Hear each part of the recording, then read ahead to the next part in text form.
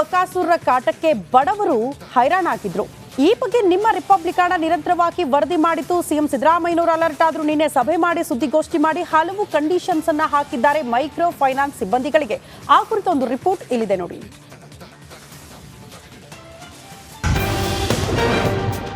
Republic Kannada ಸರಣಿ ವರದಿಗೆ ಸರ್ಕಾರ ಅಲರ್ಟ್. ಇನ್ಮುಂದೆ ಬಲವಂತದ ಬಡ್ಡಿ ವಸೂಲಿಗೆ ಬ್ರೇಕ್. ಸುಗ್ರೀವಾಜ್ಞೆ ಮೂಲಕ ಹೊಸ ಕಾನೂನು ಜಾರಿ. ಜನರ ರಕ್ತ ಹೀರುತ್ತಿದ್ದ ಮೈಕ್ರೋ ಫೈನಾನ್ಸ್ ವಿರುದ್ಧ ರಿಪಬ್ಲಿಕ್ ಕನ್ನಡ ಸಮರ ಸಾರಿತ್ತು. ರಿಪಬ್ಲಿಕ್ ಕನ್ನಡದ ನಿರಂತರ ವರದಿಗಾಗಿ ಸರ್ಕಾರ ಎಚ್ಚೆತ್ತುಕೊಂಡಿದೆ. ಬಡವರ ಧ್ವನಿಯಾಗಿ ನಿಂತ ನಮ್ಮ ವರದಿ ಬಿಗ್ ಇಂಪ್ಯಾಕ್ಟ್ ಆಗಿದೆ.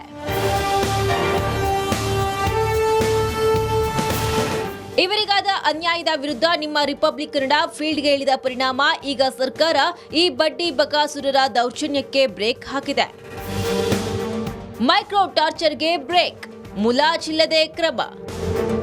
ಈ ಕಾನೂನುಗಳನ್ನು ಉಲ್ಲಂಘನೆ ಮಾಡಿದ್ರೆ ನಾವು ಮುಲಾಜಿಲ್ದೇನೆ ಅವ್ರ ಮೇಲೆ ಕ್ರಮ ತಗೊಳ್ತೀವಿ. ಹೊಸ ಕಾನೂನು ಜಾರಿ.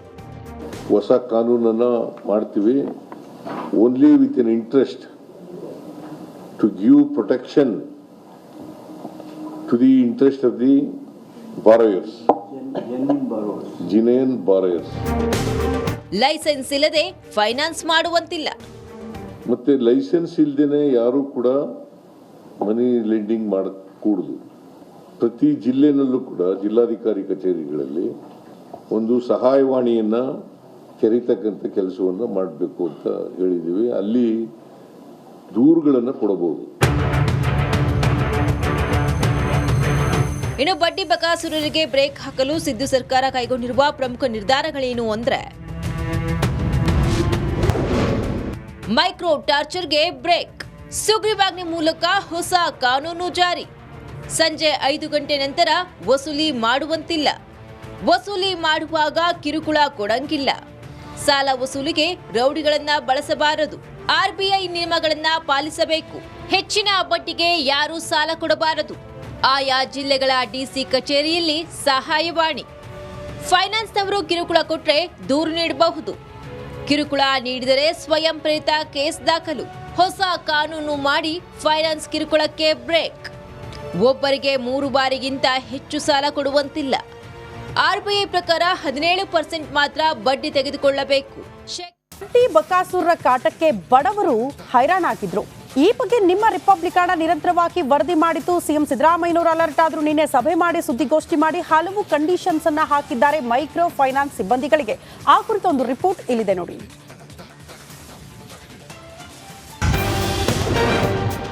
ರಿಪಬ್ಲಿಕ್ ಕನ್ನಡ ಸರಣಿ ವರದಿಗೆ ಸರ್ಕಾರ ಅಲರ್ಟ್. ಇನ್ಮುಂದೆ ಬಲವಂತದ ಬಡ್ಡಿ ವಸೂಲಿಗೆ ಬ್ರೇಕ್. ಸುಗ್ರೀವಾಜ್ಞೆ ಮೂಲಕ ಹೊಸ ಕಾನೂನು ಜಾರಿ. ಜನರ ರಕ್ತ ಹೀರುತ್ತಿದ್ದ ಮೈಕ್ರೋ ಫೈನಾನ್ಸ್ ವಿರುದ್ಧ ರಿಪಬ್ಲಿಕ್ ಕನ್ನಡ ಸಮರ ಸಾರಿತ್ತು. ರಿಪಬ್ಲಿಕ್ ಕನ್ನಡದ ನಿರಂತರ ವರದಿಗಾಗಿ ಸರ್ಕಾರ ಎಚ್ಚೆತ್ತುಕೊಂಡಿದೆ. ಬಡವರ ಧ್ವನಿಯಾಗಿ ನಿಂತ ನಮ್ಮ ವರದಿ ಬಿಗ್ ಇಂಪ್ಯಾಕ್ಟ್ ಆಗಿದೆ.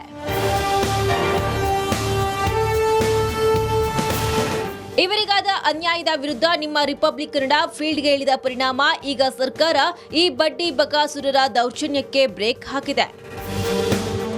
ಮೈಕ್ರೋ ಟಾರ್ಚರ್ಗೆ ಬ್ರೇಕ್, ಮುಲಾಜಿಲ್ಲದೆ ಕ್ರಮ. ಈ ಕಾನೂನುಗಳನ್ನು ಉಲ್ಲಂಘನೆ ಮಾಡಿದ್ರೆ ನಾವು ಮುಲಾಜಿಲ್ದೇನೆ ಅವ್ರ ಮೇಲೆ ಕ್ರಮ ತಗೊಳ್ತೀವಿ. ಹೊಸ ಕಾನೂನು ಜಾರಿ. ಹೊಸ ಕಾನೂನನ್ನ ಮಾಡ್ತೀವಿ. Only with an interest to give protection to the interest of the borrowers, genuine borrowers. Licence ಇಲ್ಲದೆ ಫೈನಾನ್ಸ್ ಮಾಡುವಂತಿಲ್ಲ. ಮತ್ತೆ ಲೈಸೆನ್ಸ್ ಇಲ್ಲದೇನೆ ಯಾರು ಕೂಡ ಮನಿ ಲೆಂಡಿಂಗ್ ಮಾಡಕೂಡದು. ಪ್ರತಿ ಜಿಲ್ಲೆನಲ್ಲೂ ಕೂಡ ಜಿಲ್ಲಾಧಿಕಾರಿ ಕಚೇರಿಗಳಲ್ಲಿ ಒಂದು ಸಹಾಯವಾಣಿಯನ್ನ ತೆರೀತಕ್ಕಂಥ ಕೆಲಸವನ್ನು ಮಾಡಬೇಕು ಅಂತ ಹೇಳಿದ್ದೀವಿ. ಅಲ್ಲಿ ದೂರುಗಳನ್ನು ಕೊಡಬಹುದು.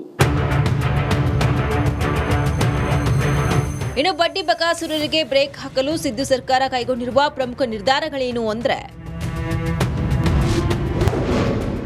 ಮೈಕ್ರೋ ಟಾರ್ಚರ್ಗೆ ಬ್ರೇಕ್, ಸುಗ್ರೀವಾಜ್ಞೆ ಮೂಲಕ ಹೊಸ ಕಾನೂನು ಜಾರಿ. ಸಂಜೆ 5 ಗಂಟೆ ನಂತರ ವಸೂಲಿ ಮಾಡುವಂತಿಲ್ಲ. ವಸೂಲಿ ಮಾಡುವಾಗ ಕಿರುಕುಳ ಕೊಡಂಗಿಲ್ಲ. ಸಾಲ ವಸೂಲಿಗೆ ರೌಡಿಗಳನ್ನ ಬಳಸಬಾರದು. ಆರ್ಬಿಐ ನಿಯಮಗಳನ್ನ ಪಾಲಿಸಬೇಕು. ಹೆಚ್ಚಿನ ಬಡ್ಡಿಗೆ ಯಾರೂ ಸಾಲ ಕೊಡಬಾರದು. ಆಯಾ ಜಿಲ್ಲೆಗಳ ಡಿಸಿ ಕಚೇರಿಯಲ್ಲಿ ಸಹಾಯವಾಣಿ. ಫೈನಾನ್ಸ್ನವರು ಕಿರುಕುಳ ಕೊಟ್ರೆ ದೂರು ನೀಡಬಹುದು. ಕಿರುಕುಳ ನೀಡಿದರೆ ಸ್ವಯಂ ಪ್ರೇರಿತ ಕೇಸ್ ದಾಖಲು. ಹೊಸ ಕಾನೂನು ಮಾಡಿ ಫೈನಾನ್ಸ್ ಕಿರುಕುಳಕ್ಕೆ ಬ್ರೇಕ್. ಒಬ್ಬರಿಗೆ 3 ಬಾರಿಗಿಂತ ಹೆಚ್ಚು ಸಾಲ ಕೊಡುವಂತಿಲ್ಲ. ಆರ್ಬಿಐ ಪ್ರಕಾರ 17% ಮಾತ್ರ ಬಡ್ಡಿ ತೆಗೆದುಕೊಳ್ಳಬೇಕು.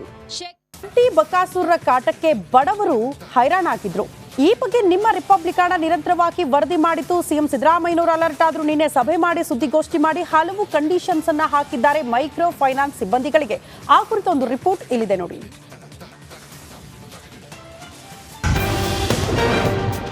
ರಿಪಬ್ಲಿಕ್ ಕನ್ನಡ ಸರಣಿ ವರದಿಗೆ ಸರ್ಕಾರ ಅಲರ್ಟ್.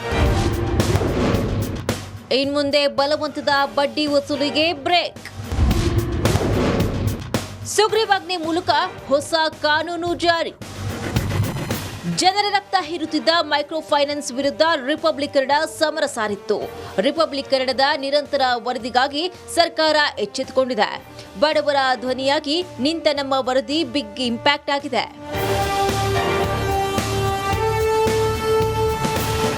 ಇವರಿಗಾದ ಅನ್ಯಾಯದ ವಿರುದ್ಧ ನಿಮ್ಮ ರಿಪಬ್ಲಿಕ್ ಕನ್ನಡ ಫೀಲ್ಡ್ಗೆ ಇಳಿದ ಪರಿಣಾಮ ಈಗ ಸರ್ಕಾರ ಈ ಬಡ್ಡಿ ಬಕಾಸುರರ ದೌರ್ಜನ್ಯಕ್ಕೆ ಬ್ರೇಕ್ ಹಾಕಿದೆ. ಮೈಕ್ರೋ ಟಾರ್ಚರ್ಗೆ ಬ್ರೇಕ್, ಮುಲಾಜಿಲ್ಲದೆ ಕ್ರಮ. ಈ ಕಾನೂನುಗಳನ್ನು ಉಲ್ಲಂಘನೆ ಮಾಡಿದ್ರೆ ನಾವು ಮುಲಾಜಿಲ್ದೇನೆ ಅವ್ರ ಮೇಲೆ ಕ್ರಮ ತಗೊಳ್ತೀವಿ. ಹೊಸ ಕಾನೂನು ಜಾರಿ.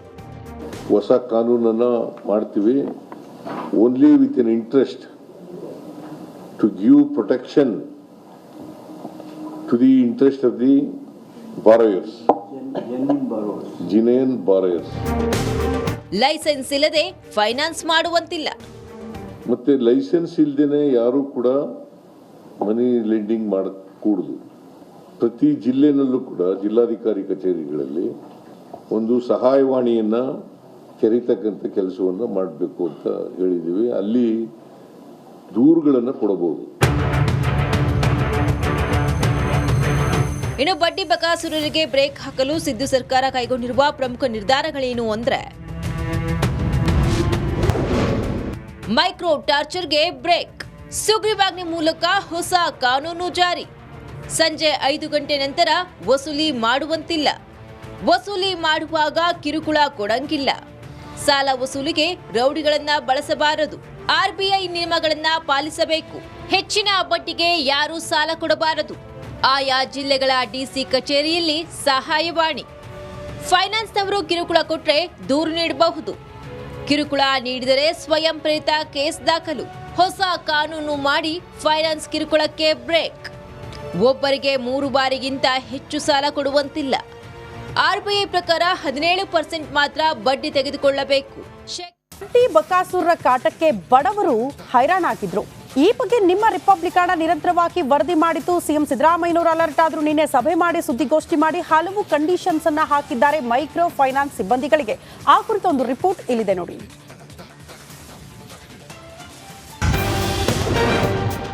ರಿಪಬ್ಲಿಕ್ ಕನ್ನಡ ಸರಣಿ ವರದಿಗೆ ಸರ್ಕಾರ ಅಲರ್ಟ್. ಇನ್ಮುಂದೆ ಬಲವಂತದ ಬಡ್ಡಿ ವಸೂಲಿಗೆ ಬ್ರೇಕ್. ಸುಗ್ರೀವಾಜ್ಞೆ ಮೂಲಕ ಹೊಸ ಕಾನೂನು ಜಾರಿ. ಜನರ ರಕ್ತ ಹೀರುತ್ತಿದ್ದ ಮೈಕ್ರೋ ಫೈನಾನ್ಸ್ ವಿರುದ್ಧ